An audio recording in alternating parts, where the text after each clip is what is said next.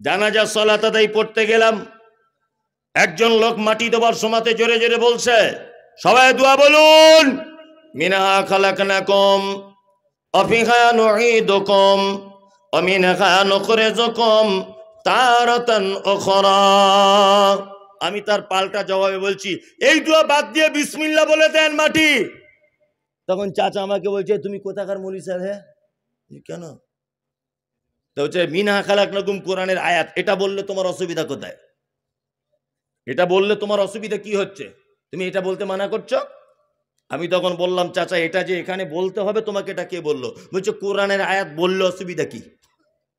বোঝার চেষ্টা করুন, কোরআনের আয়াত বলেই যে সব জায়গায় বলা যাবে এটা ঠিক হ্যাঁ না। রুকুতে গিয়ে কি বলতে হয়? আল্লাহু আকবার। রুকুতে গেলাম, গিয়ে কি বলি? সুবহানা রাব্বিয়াল আযীম বলি না? তো ওইটা ওই জায়গায় যদি বলি, ইন্না আতাইনাকাল কাউসার ফাসাল্লি লিরাব্বিকা ওয়ানহার ইন্না শানিয়াকা হুয়াল আবতার। নামাজ হবে না বাতিল? বাতিল। একই তো জিনিস, একই জিনিস নয়? একই তো। সুবহান রাব্বিয়াল আযীম, এর থেকে উত্তম কথা আমি বললাম না কোরআনের আয়াত? তার মানে বোঝা যাচ্ছে সব জায়গাতে সবটা ফিট করা যাবে না। উত্তম হচ্ছে সেইটা যেটা আল্লাহর আদেশ রয়েছে আর মুহাম্মদ সাল্লাল্লাহু আলাইহি ওয়াসাল্লামের আদেশ রয়েছে, এটা উত্তম। বড় বড় আলেমরা বসে আছেন স্টেজে, আমাদের নবী মুহাম্মদ সাল্লাল্লাহু আলাইহি ওয়াসাল্লাম তিনি বলছেন, কোন মানুষ যখন মৃত্যুর অবস্থায় থাকে, সে যখন একদম অন্তিম শয্যায় পৌঁছে যায়, তখন তোমরা বলো লা ইলাহা ইল্লাল্লাহ। তোমাদের বলাতে যদি ওই লোকটা একবার বলে দেয় লা ইলাহা ইল্লাল্লাহ, তাহলে নবীজি বলছেন ওই লোকটা যাবে কোথায়? জান্নাতে। তবে ওকে বলার আদেশ করতে পারবেন না যে ভাই বলো লা ইলাহা ইল্লাল্লাহ, ভাই বলো লা ইলাহা ইল্লাল্লাহ, না।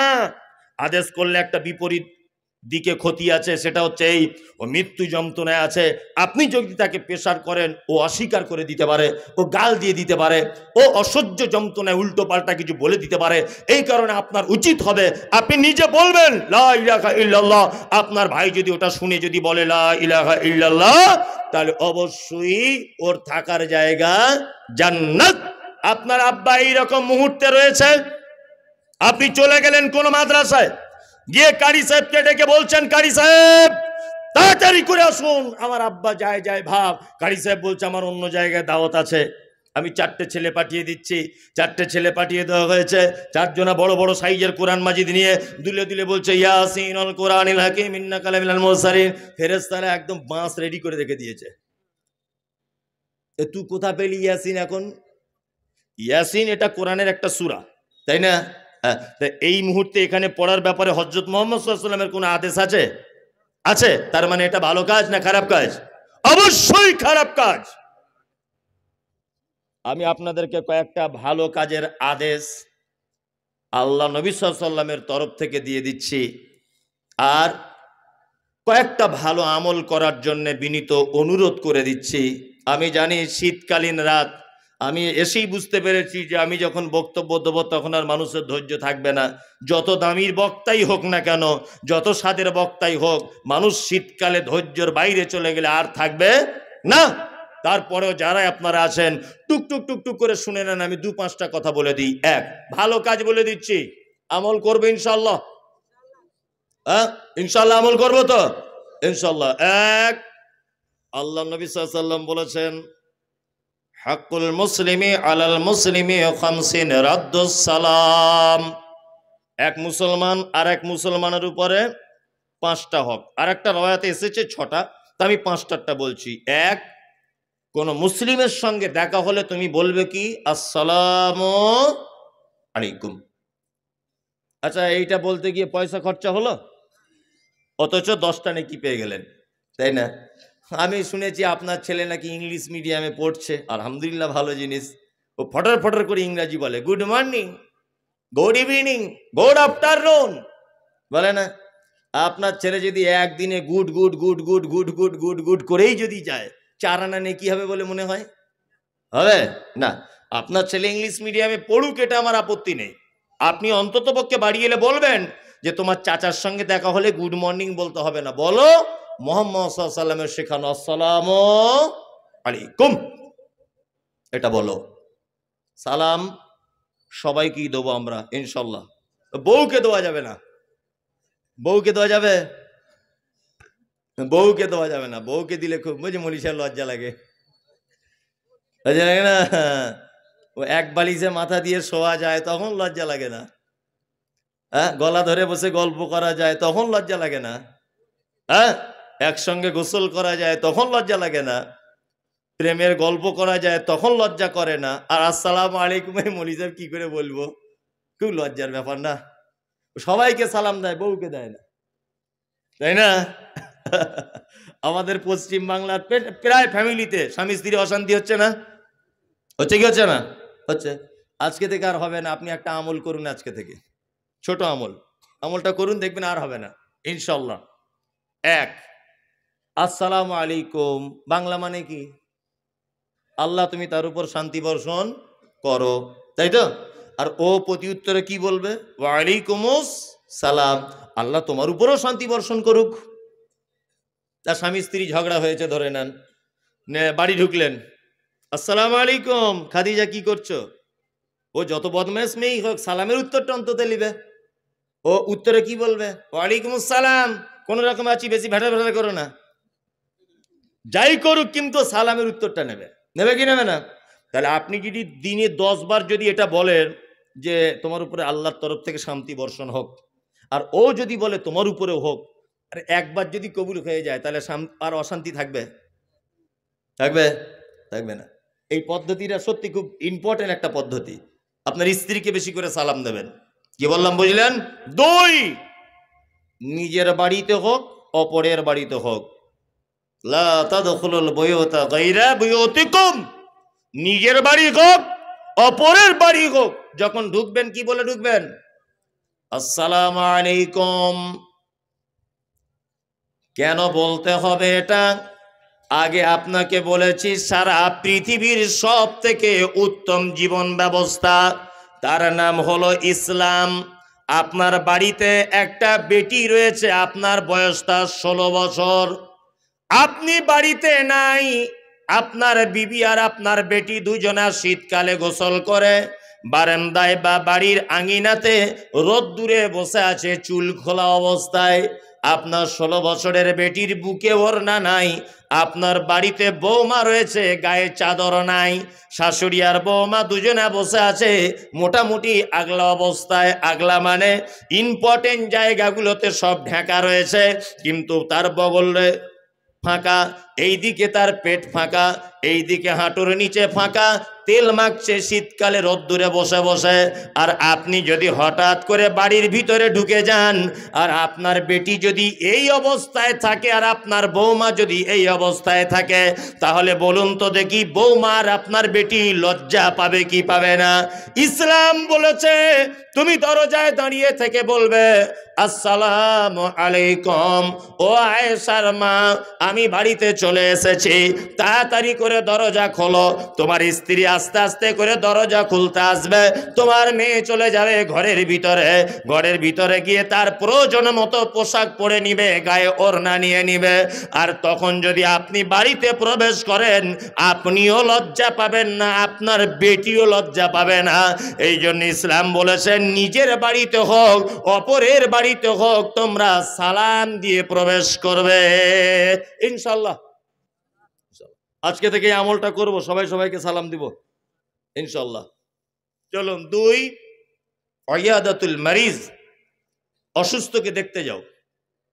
পাড়া প্রতিবেশী কেউ যদি অসুখে পড়ে যায় তাহলে আমরা তাকে দেখতে যাব।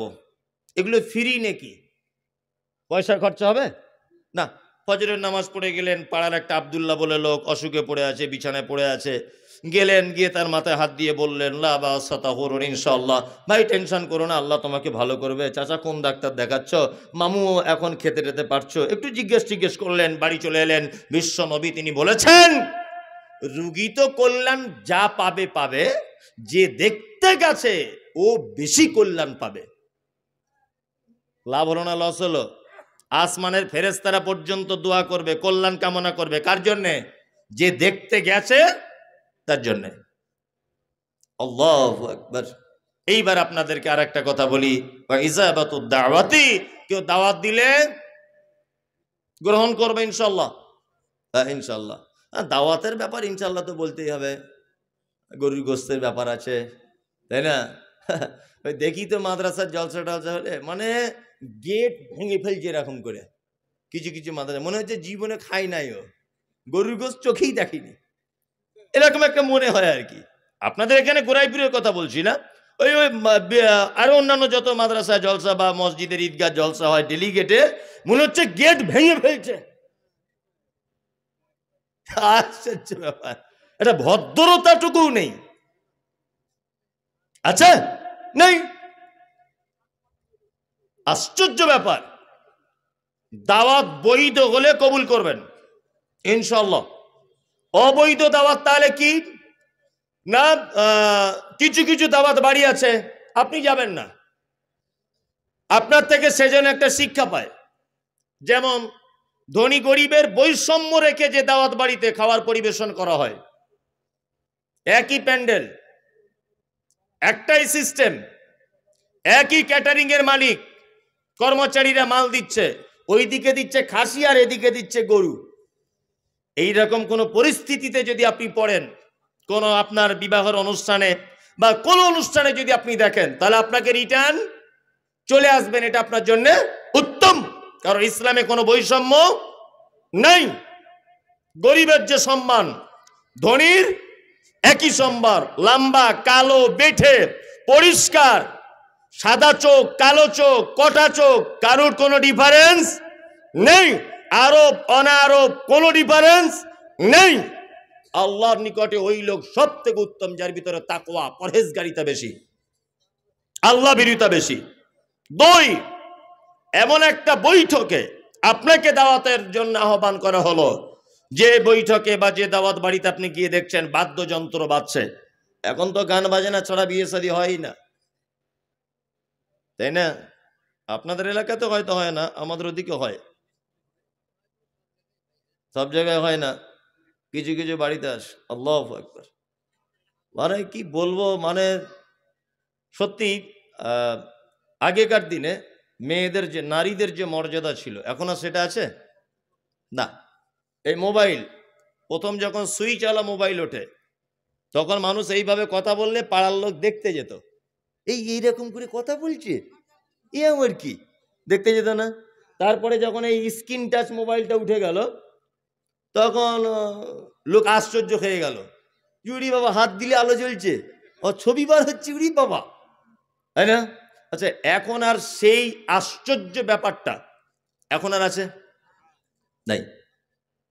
প্রথম প্রথম যখন অ্যাপেলের মোবাইল ওঠে, তাই না, অ্যাপেলের সেট যখন ওঠে, তখন ওটার খুব দাম ছিল না, খুব দাম। ওরে বাবা, অ্যাপেলের সেট,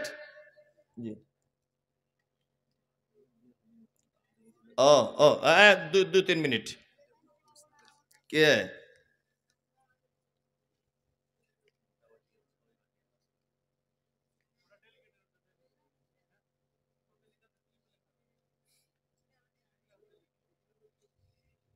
আপনি আমাকে কেন জিজ্ঞেস করছেন?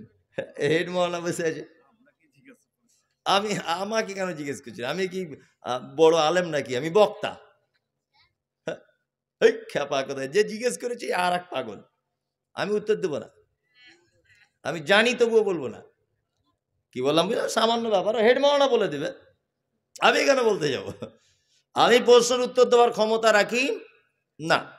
তবে একটা ছোট্ট কথা, যেটা ফতোয়াবাজি নয়, কিছু নয়, এটা জানার বিষয়, জানিয়ে দিই।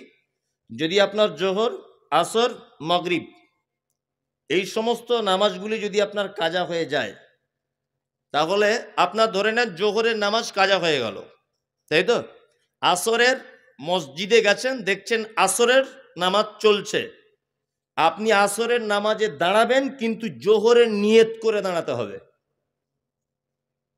কারণ সিরিয়াল বাই সিরিয়াল, জোহর আগে পড়বেন, ওই আসরের জমাতে আপনি দাঁড়ান, আপনি নিয়ত করুন আমি জোহরের পড়ছি, জোহরটা পড়া হয়ে যাবে, ওই জমাতে নেকি পেয়ে যাবেন আপনি জমাতের, তারপরে আপনি আসরেরটা পড়বেন, সিরিয়াল বাই সিরিয়াল।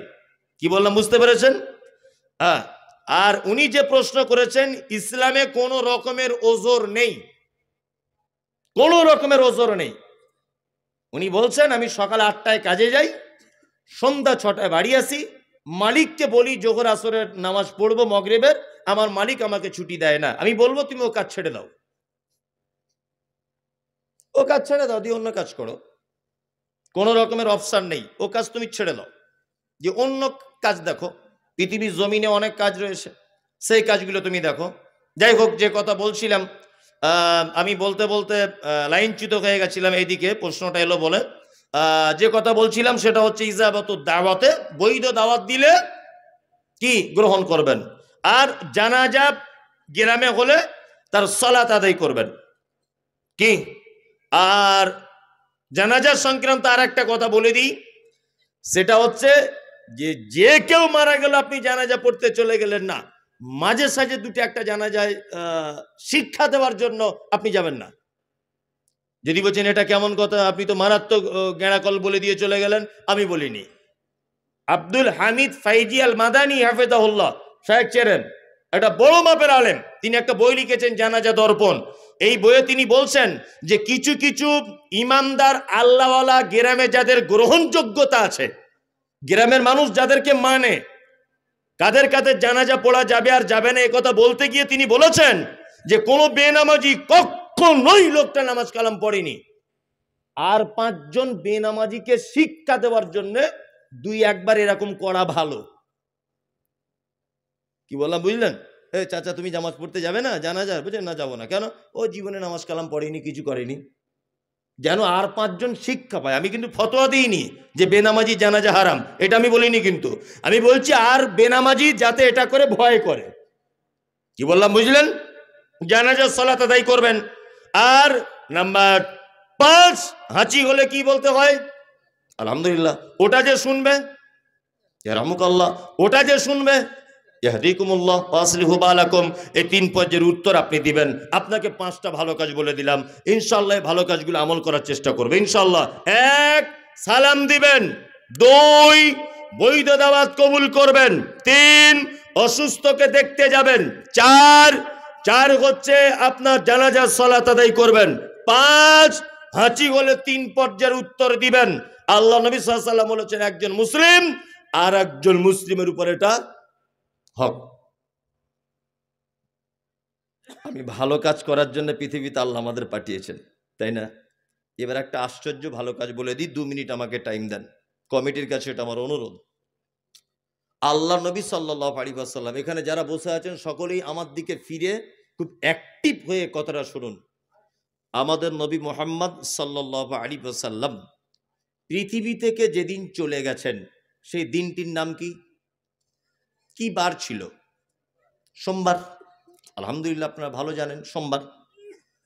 সোমবারের দিন জীবনের শেষ জমাতে সালাত আদায় করেছেন মাগরিবের, আর প্রথম 2 রাকাতে যে তেলাওয়াত করেছিলেন সেই তেলাওয়াতটা হচ্ছে সূরা মুরসালাত। শেষ যে আয়াত তেলাওয়াত করেছিলেন আয়াতটি হচ্ছে ফাবি আইয়ি হাদিসিম বাদাহু ইউমিনুন। আল্লাহ উত্তর আয়াতে বলছেন তোমরা কি এর পরে অন্য কোনো কিতাবের উপর ঈমান আনবে? নবীজিও যেন উম্মতের উদ্দেশ্যে কথা বলতে চাইলেন। শেষ করলেন সালাত মাগরিবের, বাড়ি চলে এলেন। হযরতে বেলাল আজান দিচ্ছেন নববীতে, হাইয়া আলাস সালাত। আল্লাহ রাসূল আজান শুনে আয়েশাকে ডেকে বলছেন, আয়েশা, বাংলাদেশের প্রখ্যাত আলেম ডক্টর আসাদুল্লাহ গালিব সিরাতুর রাসূল নামক একটা বই লিখেছেন। এই বইয়ের একেবারে শেষের দিকে আপনি এই সমস্ত কথাবার্তাগুলো পাবেন। আয়েশা, আমাকে একটু পানি দাও। আম্মা জান আয়েশা পানি দিলেন। আল্লাহ রাসূল ওযু করলেন। ওযু করার পর জ্ঞান হারিয়ে ফেললেন। আবার একটু পরই জ্ঞান চলে এলো। আল্লাহ রাসূল আবার বললেন, আয়েশা একটু পানি দাও। আয়েশা পানি দিলেন। আল্লাহ রাসূল ওযু করলেন। 3 বার উল্লেখ করেছেন উনি। আল্লাহ রাসূল আবার অজ্ঞান হয়ে গেলেন, জ্ঞান হারিয়ে ফেললেন। তৃতীয়বার আবার আম্মাজান আয়েশা পানি আগিয়ে দিলেন। আল্লাহ রাসূল ওযু করতে করতে আয়েশার দিকে ইশারা করে বলছেন, আয়েশা জানালা দিয়ে বলো তোমার আব্বাকে ইমামতি করতে যেতে আমি আর যেতে পারবো না, আমার শরীরের অসুস্থতা বেড়ে গেছে। আম্মাজান আয়েশা মসজিদে নববীর জানালার পর্দাটা সরিয়ে দিয়ে আব্বাকে ডেকে বলছেন, আব্বু, আল্লাহ রাসূল আপনাকে ইমামতি করতে যেতে বলেছেন। হযরত আবু বকর এই কথাটা শুনে বাচ্চা ছেলের মতো ডুকরে কেঁদে উঠলেন।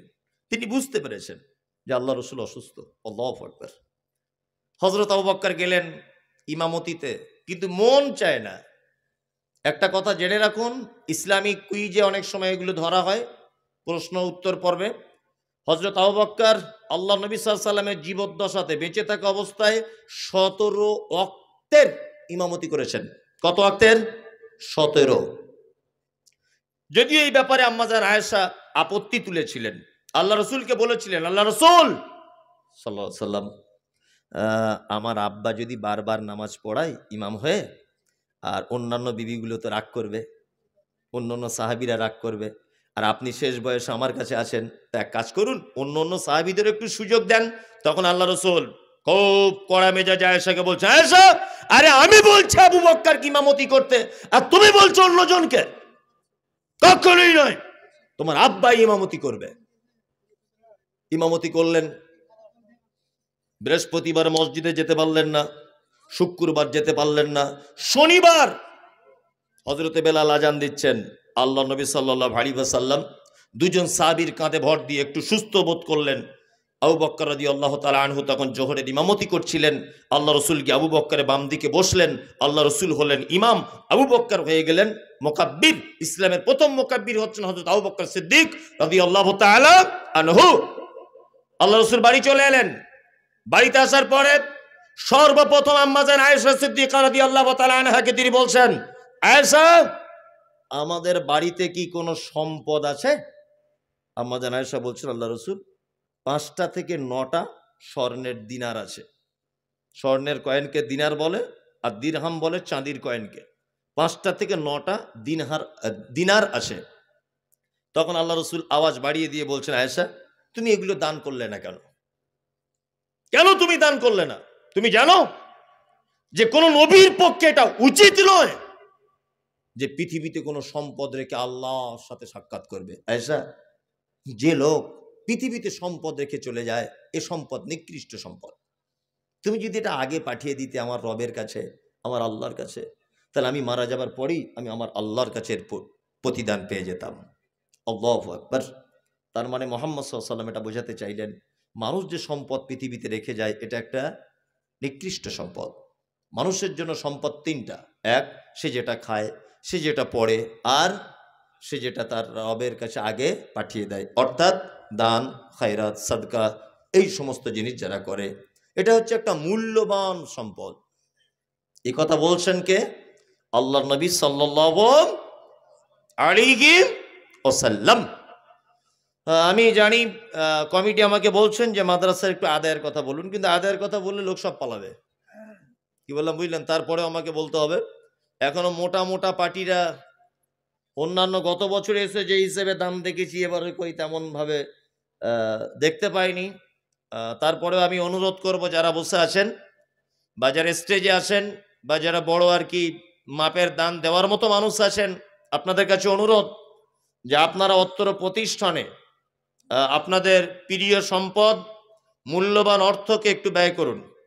বিনীত অনুরোধ, যারা এখানে আছেন, আপনারা যারা বসে আছেন, তানবীর ভাই 1000 টাকা করে চেয়েছেন, ওরকম 1000 করে দিলে, 500 করে দিলে তো মাদ্রাসা চলবেই না, প্যান্ডেলে খরচাই উঠবে না, তাই না?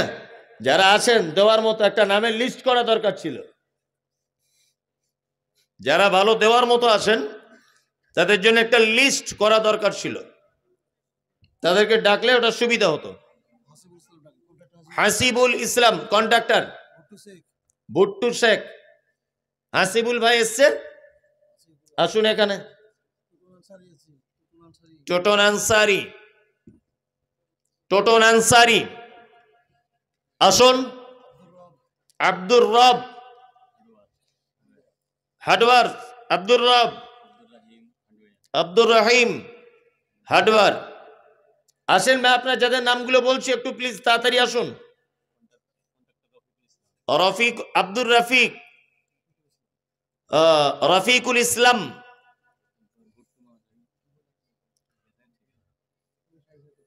আচ্ছা আসুন একটু, যাদের নামগুলো বললাম আপনাদেরকে মানুষ আশা করে এই জন্যই ডাকছে, সবাইকে তো এখানে লিস্ট করেনি।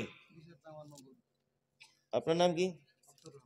আব্দুর রহমান, কেসিয়ার 50,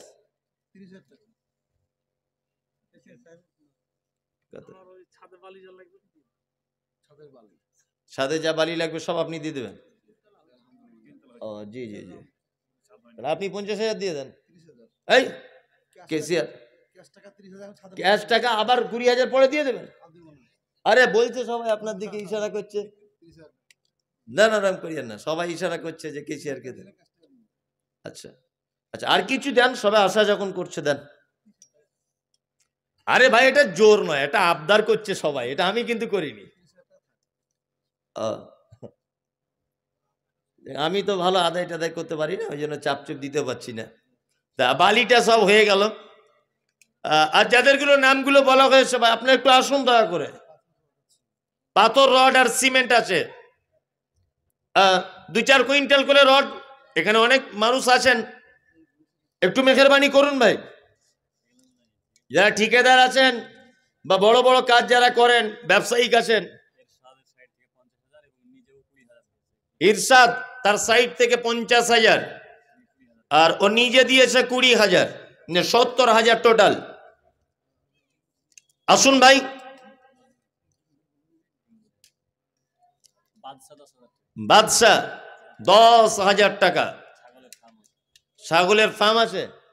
ও আছে এখানে বাদশাহ? নাই। বাদশাহ গোট ফার্ম ও দিচ্ছে 10,000।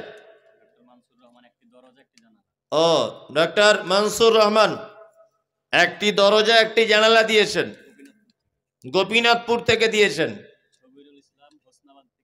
সবিরুল ইসলাম হোসনাবাদ থেকে 10 ব্যাগ সিমেন্ট। যারা আপনারা বসে আছেন আপনারা তো দিতে পারেন, কিছু দেন, আল্লাহর রাস্তে দেন।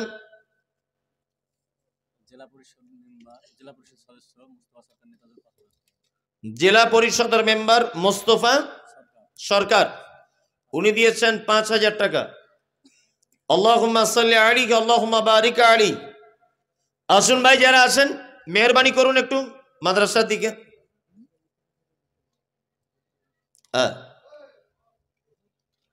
কই যাদের নামগুলো বললাম তারা কেউ এলো না, আসলে কেউ নেই মনে হচ্ছে এখানে। হাসিবুল কই?